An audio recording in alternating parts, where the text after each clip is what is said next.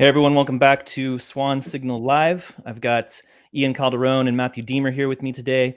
Before we dive into the episode, a quick word about Swan. You all know Swan, most of you who will be watching. We really appreciate you coming back week in and week out to learn about Bitcoin with us and to stack some sats with us. You can go to swanbitcoin.com to start stacking sats automatically straight from your bank account. We set it up and just forget about it, come back 6 months later and be pleasantly surprised about how many sats you've been stacking. You can also go to swanbitcoin.com/enlist, ENLIST, and sign up for the Swan Force. This is our referral program. We've got 8,000 people out there pounding the literal and digital pavement, selling Bitcoin, minting new Bitcoiners, recruiting new Bitcoiners, and stacking sats for it. It's pretty amazing. We have a lot of people really excited about this because they're accruing meaningful amounts of Bitcoin while talking to friends and family about this technology that they really believe in and love so much. We are also announcing this week that we will be launching very soon Swan Advisor Services, and you can learn more and sign up for early access at swanbitcoin.com/advisors. And this is our service for financial advisors. It's a Bitcoin platform to manage your clients' Bitcoin allocations right through Swan. You get access because it is through Swan to our network of advisors, of Bitcoiners, and our team who has a deep knowledge in Bitcoin, with our dedication to producing educational content like this show, for instance, books, podcasts and Twitter spaces and webinars, etc. We're everywhere talking about and teaching about Bitcoin. Your clients will get access to all of that education as well. And that means that while you kind of get them over the line to start accruing Bitcoin in their portfolios, we'll sort of take it from there and walk them the rest of the way down the rabbit hole to a deeper understanding of Bitcoin and what's really going on so they can develop that conviction. And you can just focus on your relationship with your clients. So again, that's at swanbitcoin.com/advisors. Go and drop your email there and sign up for early access. We're really excited to get this rolled out.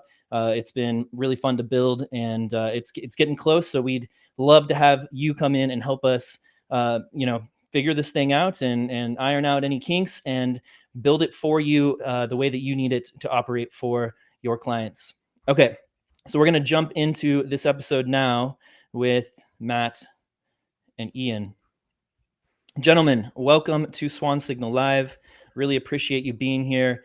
Excited to get your stories about Bitcoin, about your experience in politics, why you think Bitcoin is important for the world, and why the American government should embrace Bitcoin. So let's go ahead and start with you, Ian. Let us know some of your background and what inspired you to embrace Bitcoin. So I grew up in a family that understood, the value of public service, and so I learned about that at a really early age. My dad was elected to the state assembly in 1982, and I was born in 1985. He's the first Latino lawyer ever elected to the state Senate. And then he left, practiced law for a little while, came back in 2006 to serve 6 more years in the assembly. And at the end of that time, I was deciding just out of college what it was that I was going to do. I was a surfer. I was a sponsored athlete. Hurley International was my main sponsor. I went out of college and started working for them, doing retail marketing for the LA Inland Empire territory in California. I liked it. I enjoyed it, but I just felt like I wasn't doing something that was motivating enough to me in terms of a career. And so I started working for the state assembly for another assembly member, doing constituent casework. And within the first week, I was doing things that was helpful to somebody else other than myself. And I really connected with that. I loved doing it. I loved the work. So I decided to run for office. So as my dad was terming out of the assembly, I decided to run for a seat, which was a really different district that ultimately he represented. There were some portions that he had represented that district, but it was a new district because redistricting had just happened. And so I put together a campaign, raised about $800,000, which for a state assembly seat is pretty good. Here in California, in the assembly, you represent about a little under 500,000 people. And I got elected, and got elected in 2012. And shortly after, I helped one of my friends become the speaker. I kind of ran the strategy behind the politics and how we could put together a campaign to help him become speaker. And I became his majority leader when he won. So I served as majority leader for about 4 years. I was the first millennial ever elected to the state legislature, and then I was the youngest majority leader in the history of the state of California. And then I ended up leaving last year at the end of 2020. And at that point, I'd become the longest serving majority leader in the term limited era. Term limits came around in California in 1990. And when I left for no other reason other than I have a growing family, young growing family. I have 4 kids now. My newest was Hayes. He was born on Friday, October 1st. So I wanted to be around for that. And so I just started my own firm, Majority Advisors, and I have clients that I represent that I advise in state and local government and how to be effective in their communications to the government and how to ultimately, impact the process and use my experience, my knowledge in doing that. And it was my time in the legislature that connected me to Bitcoin, and it connected me to really actually first was blockchain and that technology and what I thought that technology could do in modernizing the way government operated. And so I created a blockchain working group, put great minds, from all aspects, from industry to government to consumer protections folks on a panel to discuss, blockchain technology, what is it? How do you define it?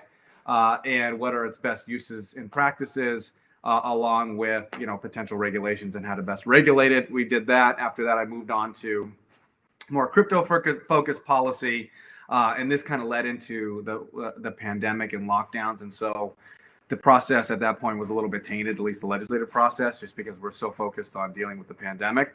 But I authored a bill that originally started out as not defining a cryptocurrency as a security. SEC has stated as much. I thought it was pretty low-hanging fruit, but pretty quickly I realized what I was going to be up against. DAs from all over the state started coming out in opposition to the bill. I felt confident that I could beat them. But as I moved through the assembly, I got the bill out of the assembly with near unanimous bipartisan support. Once I got into the Senate, the Department of Justice in California came in and opposed the legislation. So I pivoted a little bit to create a safe harbor bill for about 3 years, create a safe harbor in California, because I at least want the technology here. I want the innovation to be here. I want people to feel like this is a state that they come to in this industry and do work and do business. But ultimately, we ended up getting held in Senate appropriations. And again, I think that was just more a mechanism of the pandemic. And I did have another bill, a verifiable credential bill, that ended up getting to the governor's desk, but he had vetoed, which was unfortunate because it was my last year.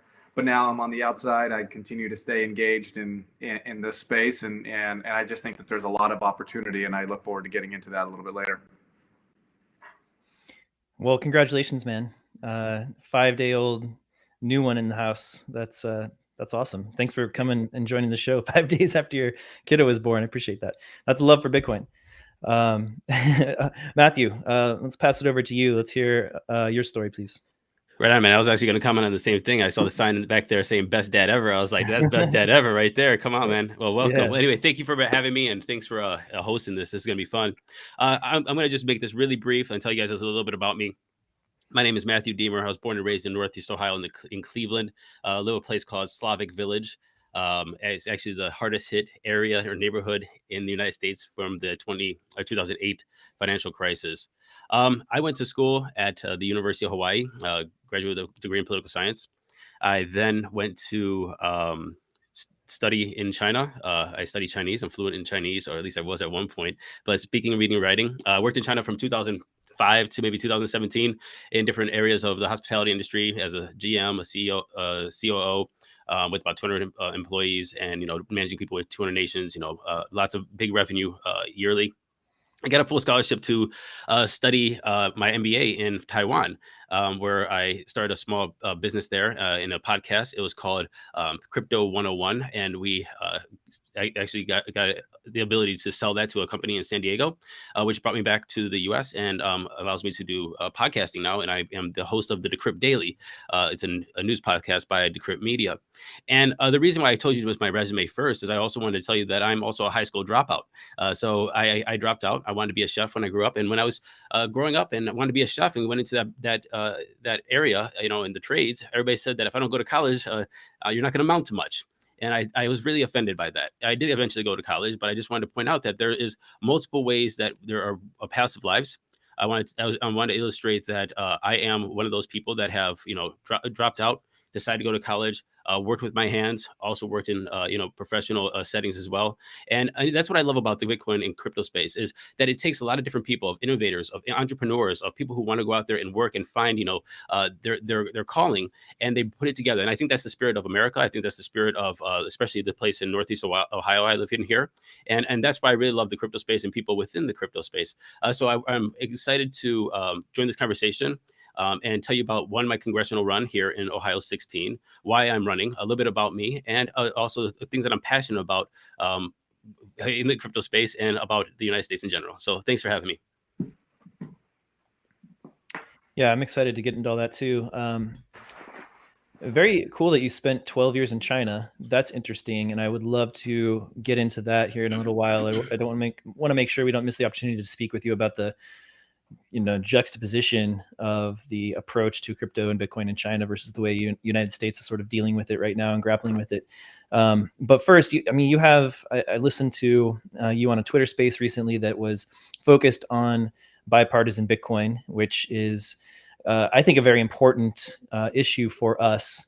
I think Bitcoin certainly is, apartisan. Really, it's not a political in and of itself. The network isn't. The network is agnostic. Anybody can use it. Doesn't matter who you are, where you are, etc.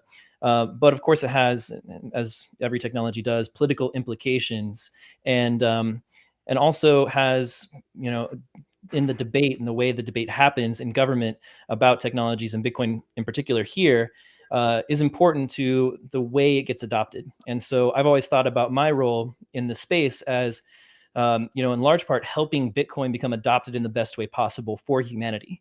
And that includes, to me, the way that this is debated or discussed in the political realm. And the United States, as a political realm, tends to set the tone for a lot of other nations around the world. So to me, avoiding hyper-partisanship in regards in the Bitcoin debate is something that's really important. And so we kind of, it seems that Bitcoin, like the pro-Bitcoin politicians out there, tend to be more on the libertarian Republican side wing of the discussion. But we are seeing, Democrats and more, liberal people on the left wing of the political discussion about Bitcoin, embracing it. And so I wanted to bring you all on to talk about why that is. And Matthew, your story was about why you really realized that Bitcoin can serve a very important role in the world is very fascinating. So I'd love for you to share it if you don't mind. Absolutely. So, honestly, I think this is just a great illustration of what Bitcoin can do. And also some of the obstacles and hurdles that we have with our current banking system and the way that we are able to transact and move money around. So I was living in China, as I mentioned, from 2005 to around 2017. And during that time, I had a son. And my son was born with a heart defect. And we were living in a little town called Wuzhou in Guangxi province. And the only hospital that can work on his heart was, 3-4 hours away in the city of Guangzhou. And so maybe 5 days after, we noticed that there was a problem and we moved him to Guangzhou. So that was probably day 6. And from day 6 to maybe day 10, we were in Guangzhou and we're, trying to figure out what's wrong with his heart. Day 6, the doctor comes to me and says, your son has tricuspid stenosis, meaning that there's a valve in his heart that is not allowing blood to circulate through his whole body, which turned his face blue and had lots of problems for him.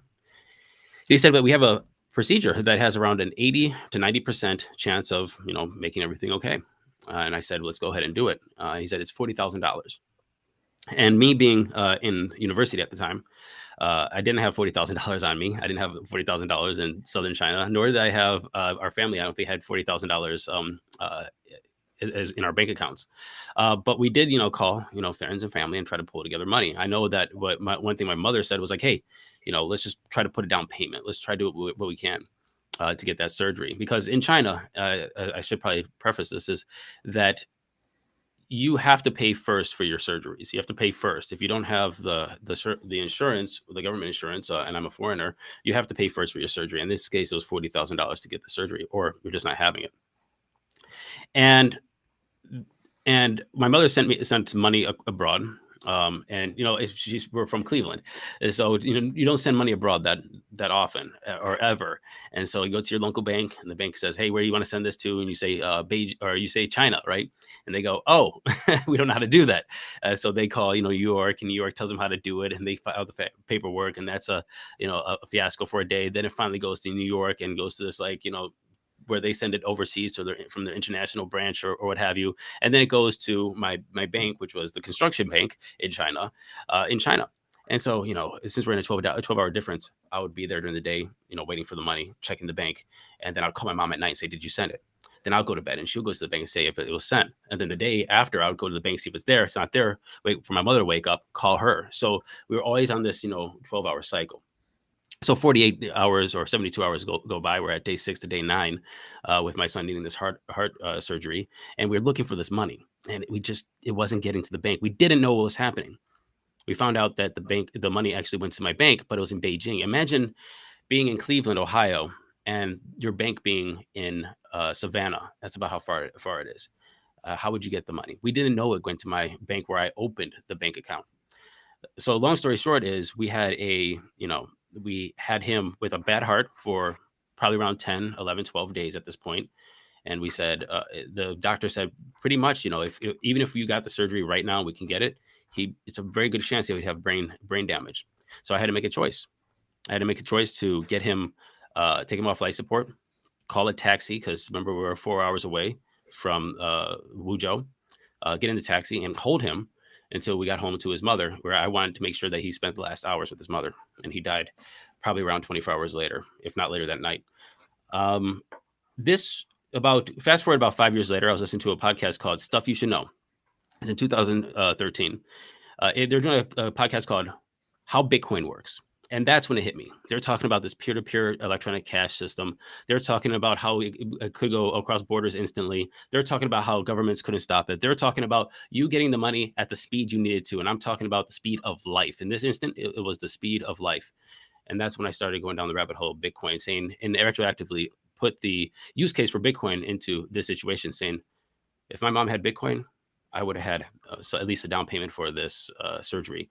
I would be able to crowdsource the money. I could have got it to where I needed it for this surgery in the speed of life, and it didn't happen. So that's why I work in the Bitcoin and cryptocurrency space. That's why I advocate for this technology and innovation and emerging tech, and that's where I found the use case for Bitcoin.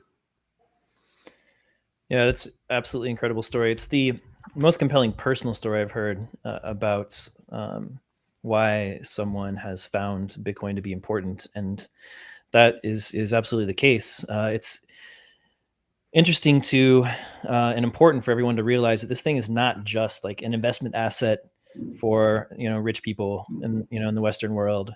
It's being used all over the world for purposes like this to bypass the legacy banking system and its inefficiencies. In this case, remittances around the world. It's being used for day-to-day currency, or as day-to-day currency in Nigeria and many other countries around the world as well. So the Bitcoin technology is really sort of blossoming and growing into its own, and showing the world that has all these different use cases. So Ian, for you, I know that in California, you were really pro-innovation, pro-tech, and that you were known as a supporter of innovation in general, and that you were on a blockchain working group. So this kind of innovation, this kind of story that Matthew just told us gives us a really sort of personal touch on why innovation is important. Do you want to talk more broadly about why innovation is important for individuals, but also for the country and our local economy here in the U.S.? Yeah, absolutely. I mean, I just think it's pretty astounding how many people there are out there right now today that just don't really have any concept or grasp about this technology, what it is, and the ways that it can be used to improve everyone's daily lives, to improve the way government works, to improve the way the government can be effective and can be efficient. When I came into this space, for me, it was about, I was the co-chair of the Legislative Tech and Innovation Caucus, another millennial that I did with mine, that I served as co-chair with, and it was interesting. I was looking at, okay, when tech first started, they focused a lot of time, energy, and attention on Washington, D.C. And they're headquartered in California, they're headquartered in these states, but a lot of time and attention on Washington, D.C., where, of course, you need to spend time and attention. But Washington is a different place where a lot of things tend to take more time. They tend to act a little bit more slowly. And so what they started to see was that these states are passing these bills, they're passing these laws that are significantly impacting the way that they operated.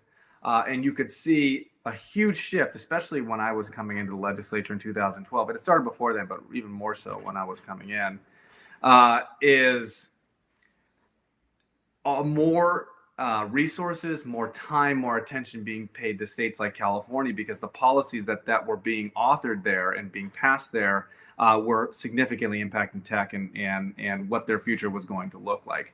And being a state legislator, I mean, it's the 5th largest economy in the world here in California. And there have been many bills, many times that I have, authored laws that have become, they've become more of a national model that states pick up. And so when I started getting introduced to blockchain, started getting introduced to Bitcoin, which I am a holder myself of Bitcoin, I thought, okay, well, what ultimately is it going to take for there to be broader adoption, for there to be more confidence? And how does the interaction between the industry where it's at right now happen with government and have it be something productive? Because, being from a very, very blue state, I understand the politics. I understand how to talk to the legislature. And so, it's really interesting watching a lot of the rhetoric that I see around, from the community in this space, and trying to say, okay, well, how does that now translate to government? Because ultimately, in the end, there's going to be interaction. There's going to be a relationship between this technology and government. And I just think right now what that relationship looks like is up in the air, and how we choose to interact with governments, how we choose to talk to governments is going to significantly impact, or at least impact to some degree, this reaching more people having more confidence to engage and be involved in Bitcoin, and having more policies that are more friendly, more understanding, I think is going to be really essential moving forward when it comes to this technology and its broader adoption. I think that we have been on this trajectory for quite a long time now, where we're just going through this identity crisis as a nation, as a people, as a country. I mean, and it's not just us. I think it's a global identity crisis of what we're going to be. How do we leave things better than our kids?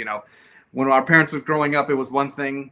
We lived a different life. We grew up in a different way, and now what's that future going to look like? And I think that with the right approach, there's an opportunity for us to work collaboratively, even though I know a lot of politicians and a lot of government people talk like that. But I think that there's a lot of value for there to be more interaction with governments, because you're just not going to get around them. I know that there's this feeling of, well, we don't need you, but I don't see it that way. I've worked in government. I've been at the highest level of decision making within state government, one of the most impactful state governments, one of the most impactful governments worldwide. I mean, we had nations that would call us to see how we would structure policy so that they can develop national policies based on our state policies. So, we have to continue to innovate. You're not going to stop innovation. I think that there is an inevitability to Bitcoin. There's an inevitability to this technology. I think government needs to find a way to interact in a way that is useful, as opposed to developing this. Well, I don't understand this technology, and so I'm going to over legislate to make it more difficult. But I think that right now there's this interesting dynamic that's kind of playing out. You're seeing it a little bit in the federal level, but I feel like there's just a lot of missed opportunities to have these more substantive conversations at state levels, where we can have more confidence, because there's more interaction with government, there's more interaction with regulators, and there's more confidence that your average everyday person has to jump in and be involved. And I think that they need to. I think that there needs to be more adoption. It can't just be a select few with a lot of resources that are buying in. You just need more. You need more people to be involved. You need more people to be engaged. But I think that there has to be also some trust, and I think government can be there to work in a way with the technology, with Bitcoin, with this community to create a little bit more trust, to get more adoption. So Matthew, as you mentioned, you lived in China for 12 years. China recently seemingly actually banned Bitcoin about a month ago, after saying that Bitcoin was banned over and over and over again through the past 10 years. A lot of the mining that was happening in China, which made up a significant amount of the hash rate on the Bitcoin network, has moved, it seems, from China, as there was a big drop, and it's building back up to where it was around the time that China banned Bitcoin mining, and now they've actually banned the use of Bitcoin. So they're taking a different approach to what Ian is kind of talking about here. What impact from when you're living inside China has a similar approach that they've taken to the internet itself and to technology itself, by sort of isolating themselves from this kind of broader interconnected global world? How does that feel in China, and how do you think it affects the country?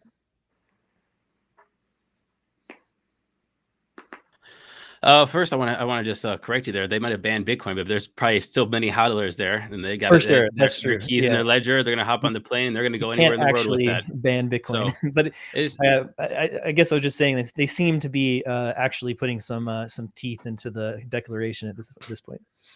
And which is one thing I want to make sure that we don't even try to do here. I think when we're talking about regulations and I want to talk about frameworks. Of course, there's definitely China. There's still users of Bitcoin in China. That we make sure that we always have these on ramps and off ramps for people. And I think when it comes to what Ian was saying is we got to get people to the ability to have exposure and make people have confidence with that as well. But we also, and I always use this analogy of Bitcoin as I don't know if you ever saw the Man of Steel, Superman, right? And there's this point in the Man of Steel, the latest one with Henry Cavill, and he's walking through the police station, and the police put handcuffs on him. I mean, it's freaking Superman, but they put handcuffs on him, and he said, "Why do you allow the policemen to put handcuffs on you?" And she said, "Well, it makes them feel safe." And we know, and I like this analogy for Bitcoin, is because we know anytime that we need to, Superman needs to break those handcuffs, he can just break those handcuffs, and he can fly away and go away. And I think that we have to understand that about when China says we Bitcoin, that anytime that the Chinese citizens need to break those handcuffs of the Chinese government and take their Bitcoin somewhere else, or take some of their wealth somewhere else, or transact with other people, they have that opportunity to just break those handcuffs and fly away. And I think that's the beauty of it, is that that you cannot restrict the people's ability to thrive, live, and survive, be it by controlling their money. But to go to your question about the restrictions within China, what I felt like to live in China is when I left China, mainland China, and I was ready to get out, to be honest with you.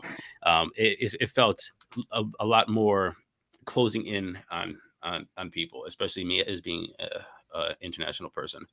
Well, when I went to Taiwan, it almost like the doors opened up to possibility. I was able to go on, and this might sound stupid and petty, but Facebook and Twitter and Instagram. And the thing about these opening the internet up like that is understanding like different tools to leverage and different tools to build businesses and different ideas and the share of ideas and going across borders and into different people. And so that also kind of helps frame this decentralized global network of communication, of transaction, and how I was able to thrive more in Taiwan and outside of China because of those shackles being broken.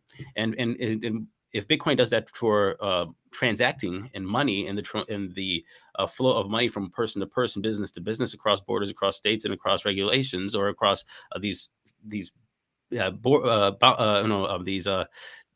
restrictions that banks put up, or then I can only imagine the freedom that somebody, especially somebody from other countries, could feel by having those restrictions and those chains, broken and lifted off them. And I'll just go back to my Superman analogy. Superman allowed them to put the cuffs on Superman because it made them feel safe. But we always know that Superman always knows if he needs to, he can break those handcuffs and fly away. Yeah, that's a good analogy. And yeah, just to kind of reiterate, I mean, Bitcoin is a decentralized technology, so it cannot be banned effectively. There's certainly still people in China who are using Bitcoin. There are ways to get around those kinds of state sanctions or enforcement, and that's an interesting point, right? This is something that a lot of government officials have said is, a reason that we need to think about Bitcoin as a threat in terms of, like crime, for instance, money laundering, et cetera, or as a threat to the US dollar itself and US control of money. And the government seems to be using the dollar more and more to regulate people's purchasing, or at least surveil purchases. This talk now of any $600 purchase or more needs to be reported to the government. The prospects of creating a central bank digital currency, which have been talked about all over the world, and it looks like that's where China is headed. In fact, they already have been testing theirs. So it looks like they have chosen to try to get rid of Bitcoin, this open money that's very difficult to control, and use their own centralized currency, digital currency that can be used much more effectively to surveil the populace. There's talk about in the United States about doing something similar. So there's these sort of two competing ideas, and one is about a centralized money that government officials or appointed government officials will control the supply and interest rates, et cetera. And then this other open decentralized money that's not is able to maintain a monetary supply that people can trust will persist into the future because it's using math and cryptography to do so, and decentralization. So these are two different ideas about the way money should function. And Bitcoin is effectively a critique against centralized money, against the Federal Reserve and the global central banking system. I would love to hear what you guys think as people who have worked in the government about this critique. Do you believe that Bitcoin should try to coexist, or that alongside like a centralized money, or do you believe that centralized money has proven to be ineffective at serving the citizens of countries, and Bitcoin should be allowed to sort of win that in that competition? We'll start with you, Ian. Well, I mean, I think time will tell. I mean, I think it's more of giving people more opportunities to see, how Bitcoin performs and the value that it provides. And I think that's something that happens over time. But I think what we need to do is we need to have more availability of use cases. Have the playing field be leveled a little bit more, so that Bitcoin can show its true value. It can show what it is more capable of. And part of the concern that I have right now, just in terms of what policies we're going to start seeing, and I promise you this, we are going to start seeing a lot of legislating in this space. I have never seen this amount of attention on Bitcoin, and I pay attention, and that is, you'd be a fool to assume that there aren't legislators right now whether it's in California or other states or in the federal government, that are putting pen to paper to figure out, okay, this is what I think the future of this technology should look like. This is the future of this, of Bitcoin should look like. And I feel like it'd be advantageous for us to, it would be advantageous for us to allow, to be proactive, go to governments and say, hey, what are some pain points? This is how, these are the concerns that we have, with the way the system is working now. This is the benefit of Bitcoin, all the different things that we can apply, this technology to allow there to be more opportunities for, for some good to be done. And how can we go to Bitcoin? How can we go to governments and say, work with us, tell us where, let us collaboratively figure out paths. Don't be constantly breathing down our necks, constantly, trying to overregulate us, constantly going after all the different exchanges and all this. Okay, you want protection, we want more access, more use, for individuals. But how can we just be proactive to prove? I know that there are a lot of folks that don't feel like Bitcoin has anything to prove, but when it comes to the eye of from the government's perspective, there needs to be proof that people are going to be protected. People need to feel that when they're engaging, there is somebody, at least in some way paying attention, so that they can be protected, because not everybody has the tools and the resources to protect themselves. And so what you have to look at is, allow government in some ways to be a referee. They're not going to control Bitcoin. They're not going to control, but to allow government to give people more confidence to engage, to allow government to help this technology expand and grow in a way that it's naturally going to do in some ways, but allow it to be quicker and allow it to be just done in a way that allows there for broader adoption and more of a working relationship with government. And do you think that Bitcoin will inevitably replace the dollar because it's better money? Earlier you said that Bitcoin is inevitable. Just trying to get some clarification on what you mean by that. Do you think Bitcoin replaces the dollar through a free market test of what money ought to be, and it will prove itself and its monetary characteristics and network characteristics that it's a better money, and so inevitably people will adopt it and start using it instead of the dollar? Yeah, I mean, I don't know. I think that's difficult to say. My concern right now is I see it. I definitely see it as an asset. I see it as a store of value. In terms of a dollar for just purchasing without there being any type of a standard currency, fiat currency that we have right now. I don't know. Not there, maybe not there yet, but I mean, I don't see it right now, but that doesn't mean it won't get there.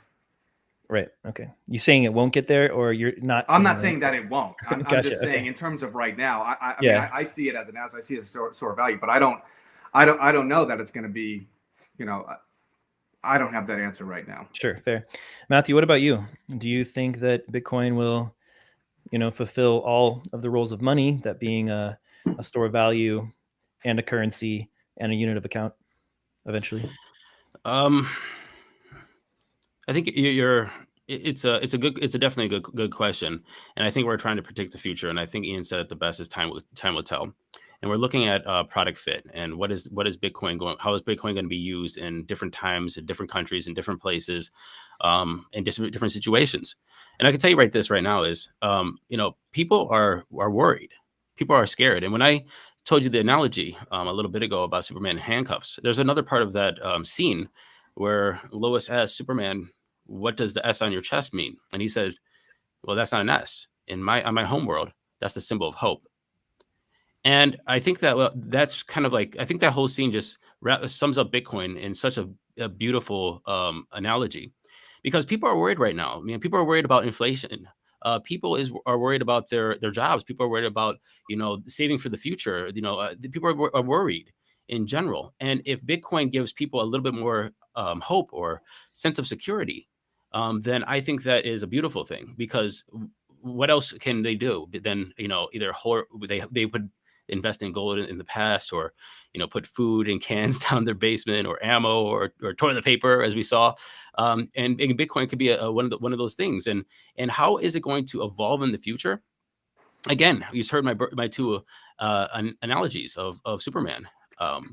It's something that is uncontrollable. It's peer to peer. It is decentralized, and let's see how it folds out or works out into society in the future. I know for a fact that I want to see innovation in Bitcoin and anything that is a new possibility is to be encouraged, especially being developed or here in the United States. So I'm going to go back with Ian with that one. Is time will tell.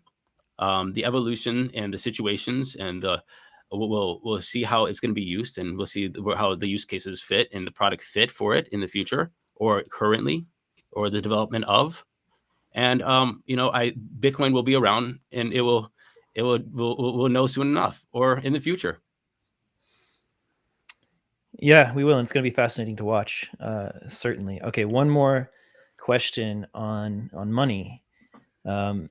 Do you think that the fiat experiment that started in 1950, when we decoupled from the gold standard that was, enforcing at least some monetary expansion regulation based on the natural sort of availability of gold, there was basically, what I'm saying is, like, there was a force that was controlling the monetary supply outside of human decision making. We started that experiment, the monetary policy supply completely determined by human decision making, starting in 1971. Do you think that 50-year experiment has proven this approach to managing the currency, the legal tender that we use, as a failure on Americans, or having failed Americans in some way, if not completely? Ian, I guess we'll start with you since your turn. Yeah, I mean, look, I understand the interactions of government, how government. I mean, it's a difficult question. And I can't tell you that I have a great answer to this question. If not this, then what else? I mean,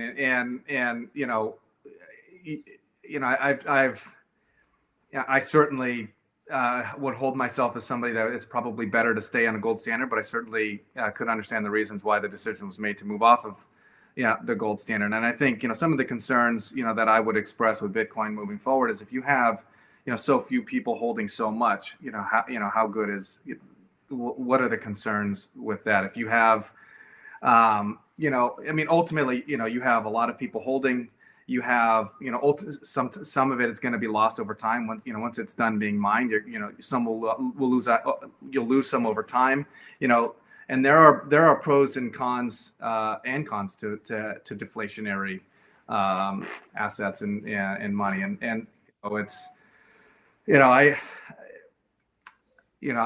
think that's a question better asked of an economist. I can't answer that. Fair. Okay, it's a tough question. Matthew, do you want to take a stab at it? It's definitely a tough question, but I would hate to say that it's a failure, because we got to just put this in perspective. I mean, we are still the most prosperous nation. I love living in America. I love the neighborhood I live in. And if we want to compare this to different places around the world, we're a very, very, very successful nation, country, democracy. So to say it's a failure is very premature. I will say that there are concerns and questions with the way that getting off the gold standard. And you know what? Bitcoin fixes this.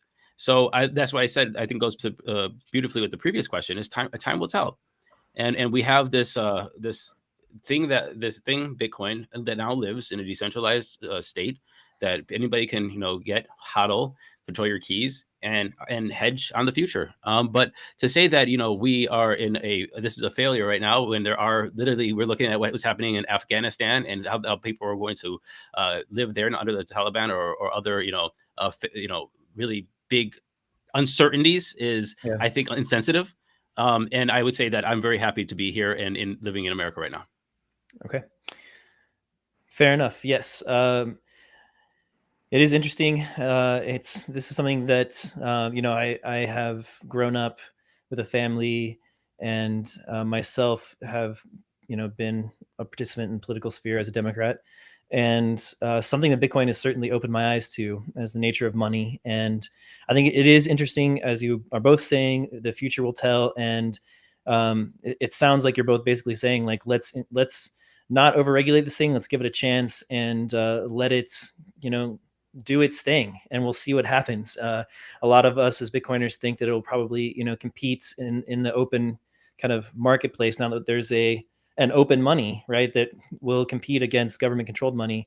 And it will be fascinating to watch and see what happens. I think a lot of Bitcoiners will say it's, they believe they know the outcome, but we will all sit and watch and be a part of it and try to usher it in to fruition in the best way possible. So that's what Swan is here for. Certainly a lot of Bitcoiners are here for.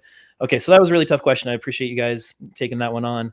I'd like to hear what you think in particular about the first big sort of debate about Bitcoin on the Washington stage, which was this provision of the infrastructure bill that was debated something like 5 weeks ago, that redefined what a broker is. And it was sort of this broad language that would sort of sweep up a lot of the participants in the cryptocurrency and Bitcoin space, including miners and node operators potentially, and other businesses could be impacted and be forced to be subject to the regulations of a broker.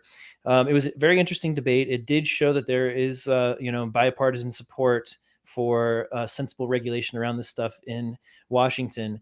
I would love to hear your take on it as you observed it, and maybe what you would have supported or an amendment you would have preferred or issued if you were on the floor. And since you're running for Congress in Ohio 16th, Matthew, we will start with you. What would you have done when debating that provision?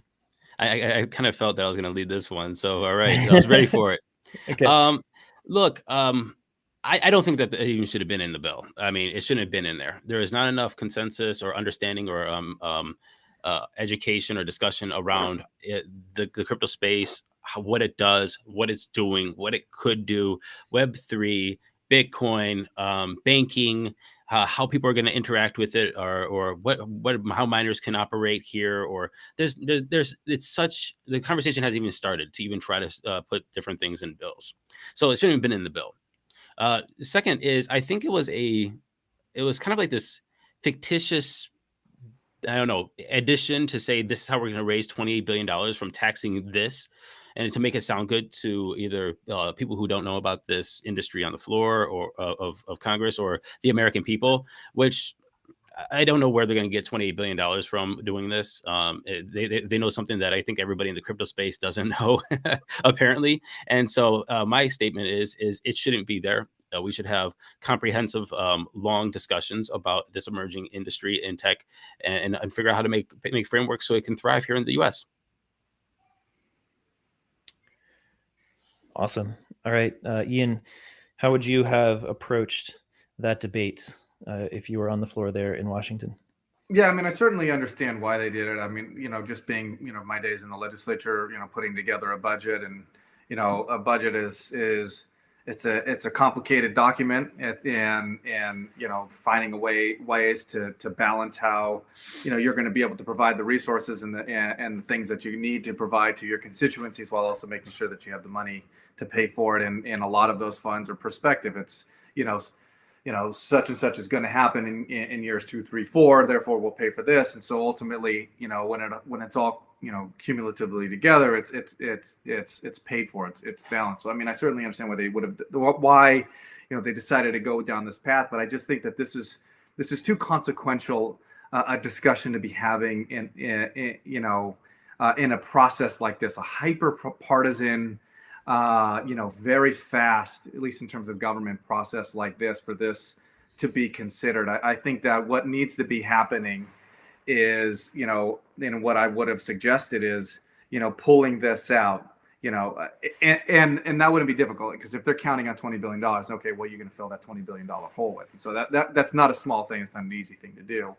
But what needs to be done is that piece needs to be pulled out. I mean, I'd agree with Matt. It shouldn't have been included. It needs to be pulled out, and there needs to be joint legislative hearings on the technology, bringing in Bitcoiners, bringing in consumer advocates, bringing in everybody, and figuring out, okay, what is the best way, what is the best path forward. I mean, and part of the problem is, you have a lot of different regulators that are dragging its feet. And so I think, a big concern that I would have that, for Bitcoin, for the industry, is just a lot of uncertainty.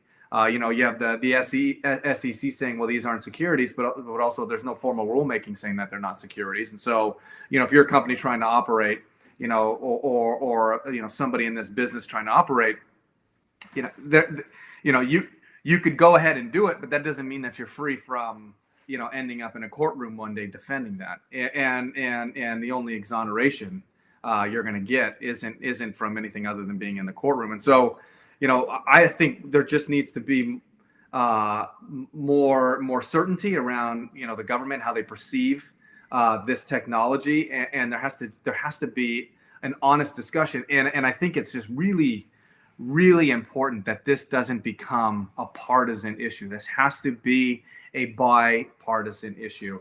It's just like, when you say climate change, well, if you're Democrat, yeah, I get it. I'm with it 100%. But if you're a Republican, you hear that, it's a buzzword. Yeah, some of my closest friends were my Republican colleagues, and I did a lot to help them on their legislative packages because I was in a position to do so.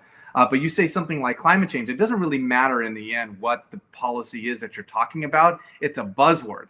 And we do not want Bitcoin to become a buzzword that people from one entire side, regardless of how you feel about it, it's irrelevant, because that's the way the government is right now. That's the way the government works right now. If you alienate using these, if you alienate into an entire side of the political spectrum, with rhetoric that is just unnecessary, it's just going to make, it's just going to create more of a relationship based on friction, which is what we don't want. This is the future. This is something that's going to help a lot of people. This is something that's going to solve a lot of problems. And I think treating government as the enemy, treating government as if, they're just the stupid fucks that don't know what they're doing. I get that sentiment. I understand that. But it isn't productive moving forward, and you're not doing yourself any favors. And so I feel like adopting a tone that is saying, okay, hey, I get it. I understand your concern. Let's talk about it. Let me explain to you. Let us all collectively explain to you why this is the solution for the future. And rather than fighting it, allow it to do the things that we all know and understand in it that it's going to do. It's going to make us a better country. It's going to make this world a better place. It's going to solve a lot of problems. But we're not going to be there. It's going to be difficult to get there if we continue. If we don't allow this to be something that is embraced by all sides and a place for everybody to have an honest conversation. And I get the just leave me alone. Let me do my own thing. It's not going to happen. So it's how do we have this conversation in a productive way that allows there to be, a relationship that is ultimately going to be important in the.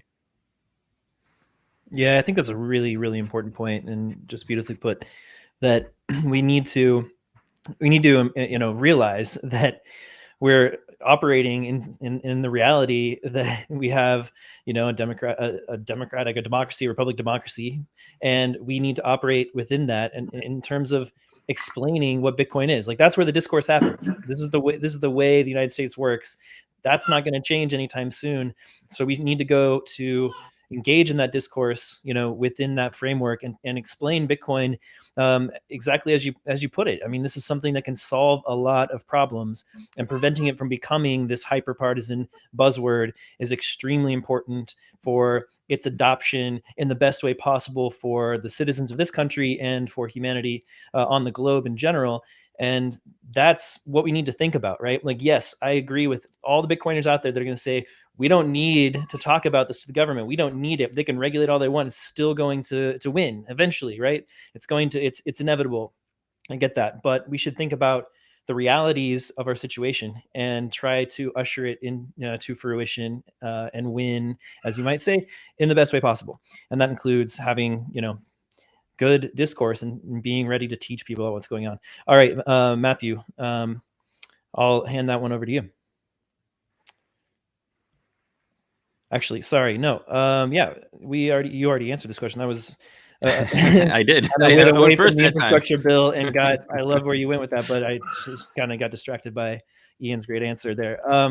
Yeah, so let me ask you about this question here about government in general. And I think I've heard both of you talk about this. And one of you, I can't remember which one, I think it was maybe Matthew, talking about term limits.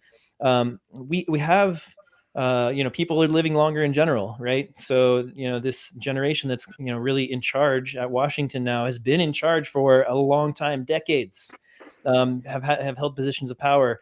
Biden's held positions in the government since the early 90s, I believe, maybe the 80s, and he's been around for a long time. Now he's president, and we've had older presidents for a very long time. You see people in the Senate that have been there for decades. So this seems to be an issue where we could get more sort of opinions from younger people in the country to maybe move the government forward in terms of understanding innovation, how to regulate it properly. If we had more strict term limits on some of these positions, Matthew, is this part of your platform that you've been talking about? Oh, 100%. I think term limits is very important. Okay. My proposal is 5 terms for the House, 2 for the Senate. So 10 years and 12 years and 18 for SCOTUS. And Cool. yeah, I think that, we do have to have term limits. Career politicians and legacy politicians, no offense, Ian, the way you pass down from generation to generation, I think is definitely not a good thing for a democracy. So yeah, that was me. Yeah. Okay. Thank you. What do you think about term limits, Ian? Well, look, we have term limits in California. They've been changed a different way, but I think for people that working in government, but then also people that live in the state, I think if you were to ask them, there's term limits every 2 years. My job becomes open. When I was an elected official, every 2 years my job becomes open. Now, I'm significantly advantaged being the incumbent in that position. 100%, I was significantly advantaged. But the problem with term limits is that, and I'm not anti-term limits, but I'm saying part of the problem with term limits is that you lose institutional knowledge. So the knowledge, that institutional knowledge, we made these decisions back then because of these reasons, and being able to make a decision without understanding those underlying facts or the underlying context. Reasons why a decision was made, that now all moves to staff. It moves to the lobbyists that are advocating to the legislatures, and that becomes a problem, because then it puts more power and more influence, because now as a legislator, you don't know, you don't have that knowledge, you don't have that institutional knowledge. That's all coming to you, and so you're in a way having to accept that, because you don't really at that time know any better, and it's maybe not always realistic given the timetable to educate yourself enough to understand that. Now, when it comes to, so I'm for term limits, but I'm for a reasonable amount of time. And I think that, there needs to be term limits on a federal level, but you have to allow there to be enough time for somebody to gain that institutional knowledge, to hold that institutional knowledge, so that the rate at which you're changing lawmakers that don't have that is fewer and far between. It's just not happening in a way that doesn't allow the decision makers to be the ones that are holding of the most valuable information that they need in order to make their decisions. So I do agree that term limits need to exist, but I think that it needs to be done very carefully, because in California we have seen the negative impacts of term limits. And really all it does is it just puts more power in the hands of the people that we say we don't want to have more power. And those are the interests with the money. Those are the interests that can hire the lobbyists, even staff, they're their own individuals and they have their own agendas. So, ultimately as an elected official, I'm the only one that's accountable. I'm the one that's accountable for the decisions that are being made. But there are a whole lot of people along the way that are a part of how decisions get made, and you really want the members that are the ones that that are the owners of that knowledge and that history to make the best decisions.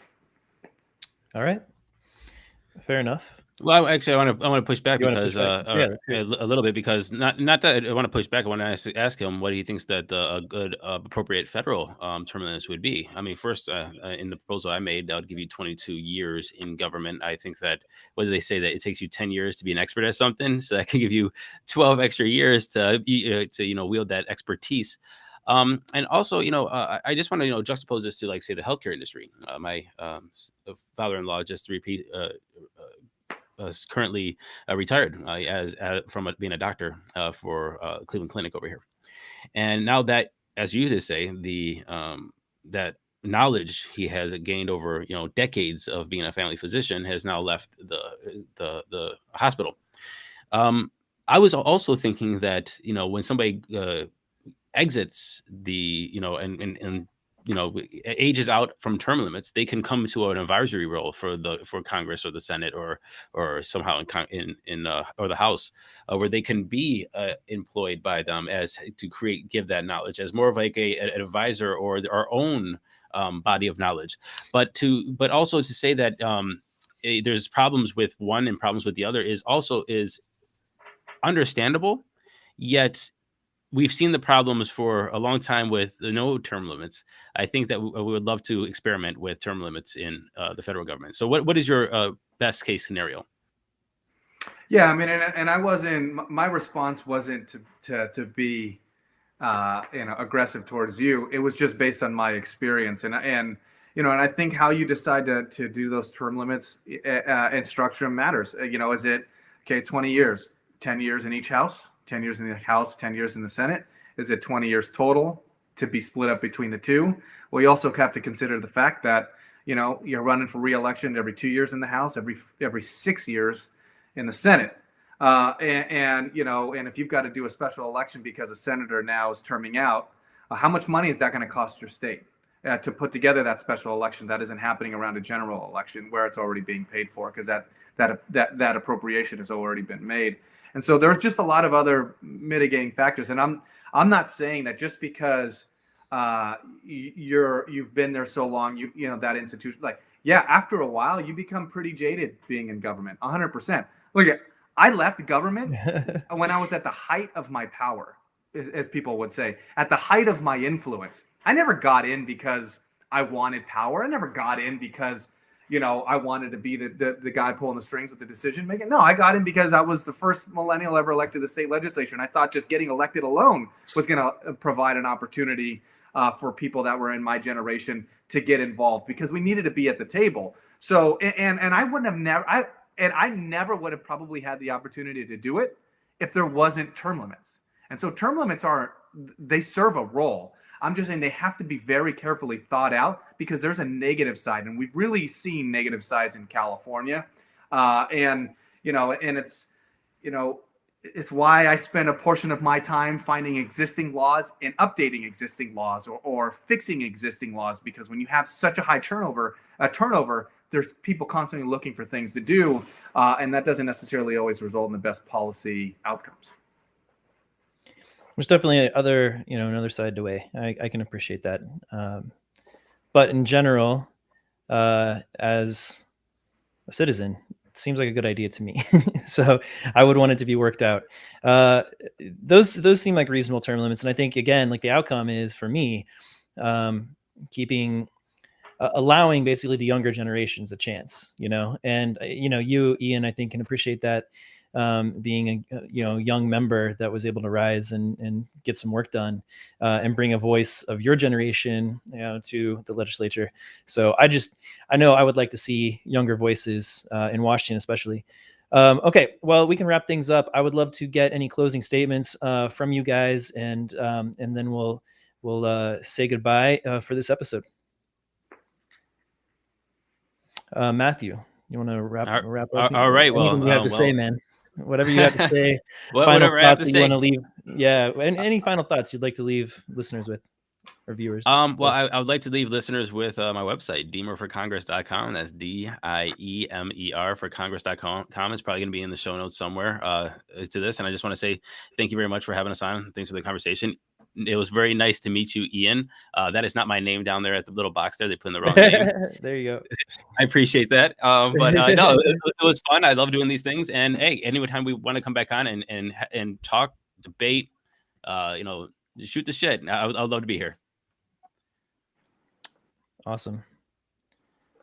Yeah. First, I just want to thank you guys for having me. And I really appreciate this conversation. I really appreciated meeting Matt, and I wish him the best of luck. I hope he is successful because he's a voice that we need in Congress right now. There's just a ton of there are clearly a ton of issues and a ton of problems, but I think that his voice and his perspective would really serve our country well. I am a big believer in this technology. I am a big believer that Bitcoin is only going to continue to grow and be a bigger and bigger part of our daily lives. I welcome it. I think it's important. I want that to happen.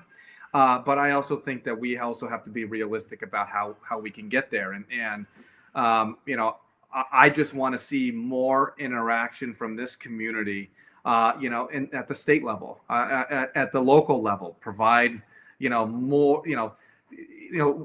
where it doesn't feel like it to us. There's just still a lot of folks that they're in the dark on this. And so being able to, bring it to them and finding ways that this can provide a good for people in a small way, just, these small wins is just good for Bitcoin altogether. I mean, this is a freight train, it's moving, but just don't underestimate the ability for government to get in the way. And I'm a pro-government guy. I think that there's value there.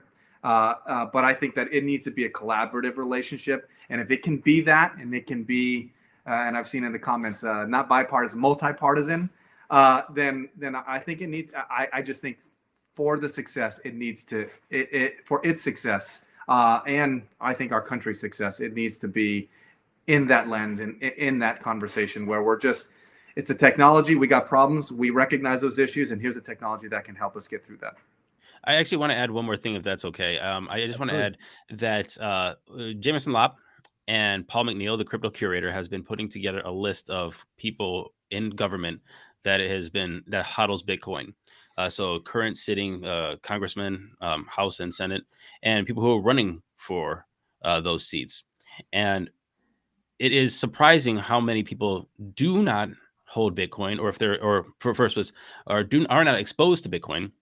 And if they are exposed to Bitcoin, how many people is exposed to Bitcoin through, like, say, Grayscale Trust and do not hold their keys? So I would encourage everybody to, one, follow Jameson and Paul McNeil, the crypto curator, help them curate and gather that information of what a person of Congress, a member of Congress, or who's running for Congress is hodling Bitcoin. And then also make sure that you know how many people are in Washington or running for Washington, if they are pro crypto or pro Bitcoin, and they are actually hodling, because I think that we're not going to have the relevant, effective conversations if people are not actually using or exposed to the tech and exposed to that asset class. So I just wanted to point that out and make sure that everybody who's watching this is pro Bitcoin and wants to make sure that those conversations are happening in a relevant, effective manner in these upcoming elections or in government right now, understands what representative is exposed into and holding Bitcoin. Yeah, that is absolutely important and a good project. So definitely check that out. Thanks, gentlemen. Appreciate you all. I'm going to wrap this thing up, and you can feel free. Thank you, sir. Yep. Have a great day. Okay. A little bit of a different episode, a little step away from our usual focus on Bitcoin and economics. But I do think, as I've said throughout the episode, that this is incredibly important to discuss how Bitcoin is being discussed in the political space, and we should keep watching that and contribute to it if you wish. And it's great to see Democrats and Republicans and Libertarians and this become a multi-partisan issue. So we wanted to avoid Bitcoin becoming a hyper-partisan sort of issue on one side. I do think that Bitcoin has properties that will kind of help prevent that from happening, aside from just us trying to shape the conversation and talk to politicians and educate them about what Bitcoin is. But Bitcoin creates incentives when people decide to hold it and learn about it, and then want to support it and see it come to fruition in the best way possible. So thanks to Matthew, thanks to Ian for joining. Thank you guys for your contributions to the space and the discussion. And please go to swanbitcoin.com if you haven't yet, and sign up for an account. You will get access to some great Bitcoin education. Immediately, you'll start receiving emails that will walk you through, what this thing is, walk you through the history of money, walk you through how to hold your own keys, how to run a node even, etc. We have access to ebooks on our site as well that talk about Bitcoin, including Gigi's book, 21 Lessons, and Jan Pritzker's book, our CTO, Inventing Bitcoin, and more. So become a part of the Swan family. We'll help you learn a lot about Bitcoin. We'll help teach your family and friends about Bitcoin if you send them over to us. And remember, Swan Advisor Services is launching this month, toward the end of the month. Very excited about that. Go to swanbitcoin.com/advisors to sign up for early access. It is the platform for financial advisors to get their clients into Bitcoin and manage their portfolios. All right, that's it for this week. In a couple of weeks, we will have another great show. So make sure you're subscribed here on YouTube or in your podcast app, swansignalpodcast.com. Thanks so much, everyone. Take care.